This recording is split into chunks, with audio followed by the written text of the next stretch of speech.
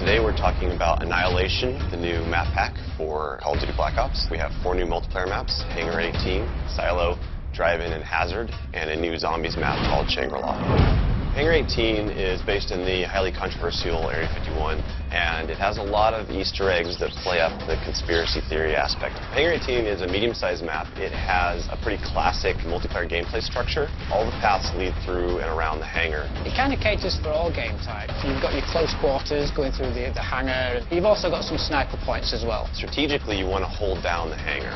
You can work with your teammates to really control the 4 main flow points, then you're going to dominate the map.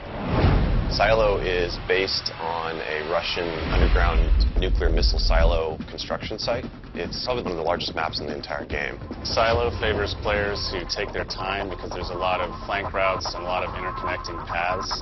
So players who are smart and use decoys and pay attention to the mini-map are going to be more successful. You can't really stick around in one place for too long because you're going to get shot from multiple angles. You really need to learn how to play the map, how the paths flow, and you need to stay on the move.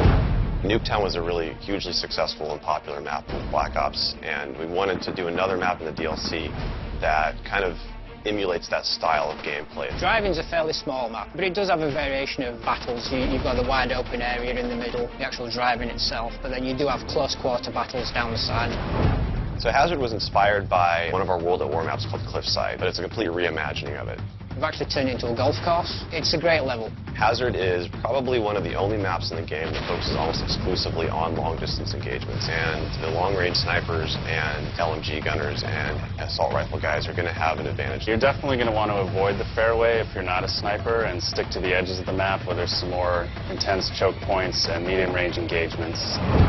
The story in Shangri-La is shrouded in mystery. I love to leave it up to the fans to derive their own ideas from it and also discover the facts that we put in there. I hope they really get the sense that we've taken this to just a whole nother level with the new weapons, the new environment, the new ways of getting around the map and things like that. There's a lot of holding areas, escape hatches, and things that let you get out at the last minute, which is a contrast to Call of the Dead, where it was a very wide open map. This is a much tighter map. Don't hold out too long. If things look like they're getting rough, get out of there.